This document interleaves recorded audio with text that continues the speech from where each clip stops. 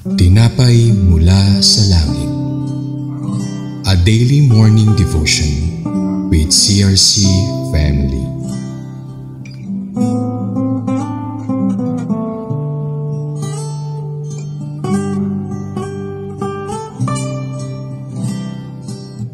Isang mapagpalang umaga po sa bawat isa. Ako po si Sister Danica Ponce from CRC Summerfield Daughter Church. Samahan niyo po kami sa ating programang Tinapay Mula sa Langit, ang ating pang-araw-araw na devotion sa salita ng Diyos. Ngayon pong umaga ay matutunghayan po natin ng salita ng Diyos sa Numbers 26 verse 26 to 27 at ito po ay may pamagat na The Tribe of Zebulun. Bago po tayo magpatuloy, tayo po muna ay dumako sa maikling panalangin. Panginoon, maraming salamat po sa umaging ito na pinagkaloob mo po sa amin. Salamat sa extension ng aming life at patuloy na pinapapasalamat po namin sa inyo ang magandang umaga na may opportunity kami na makarinig ng iyong salita at tinadalangin namin na ikaw po ang siyang manguna sa gawain ito. Samahan mo po kami, bigyan niyo po kami ng karunungan upang maunawaan at maintindihan ang iyong salita. Ito po ay dinadalangin ko sa pangalan ni Jesus. Amen. Ngayon po tayo ay babasa sa Numbers chapter 26 verses 26 to 27. The descendants of Zebulun by their clans were through Sered, the Seredite clan, through Elon, the Elonite clan, through Jalil, the Jalilite clan. These were the clans of Zebulun. Those numbers were 60,500.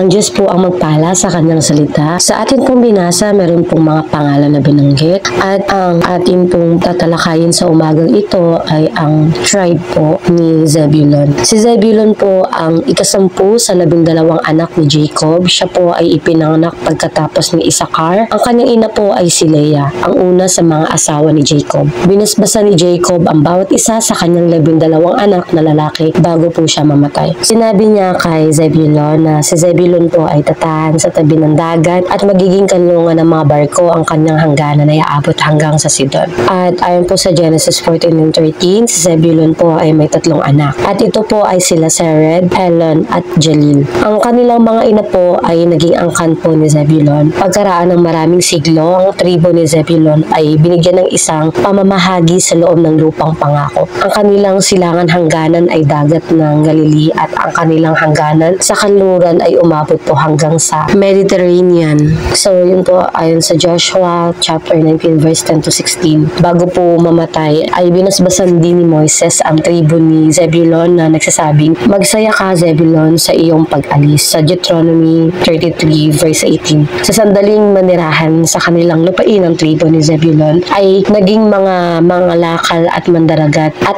nakinabang din po ng malaki sa kalakalan ng dagat ang mga anak ni Zebulun ayon sa kanilang pamilya.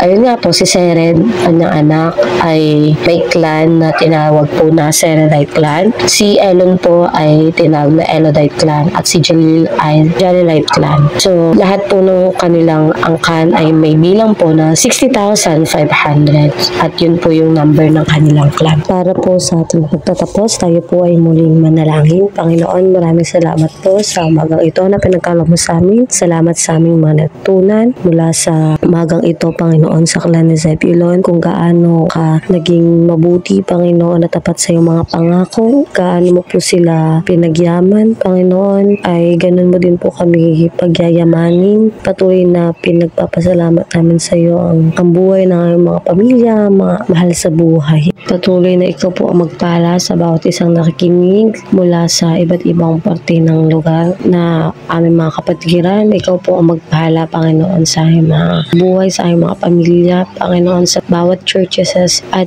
ikaw po, Panginoon, ang siyang mahuna, Lord, maging driver ng aming buhay at ng aming mga pamilya. Tinataas ko po ang lahat ng ito sa pangalan ni Jesus. Amen. Maraming salamat po sa inyong pakikibahagi sa ating programa. Lagi po natin pagnilayan ang salita ng Diyos mula sa ating puso dahil lubos ang magiging kaunawaan natin dito. Muli po nyo kaming samahan bukas sa pagninilay ng kanyang salita dito sa programang Tinapay Mula sa Langit. Malaya po nyong i-share ang video na ito upang kayo rin po ay maging pagpapala sa iba. Pagpalain po tayong lahat ng ating Panginoon at isang magandang umaga.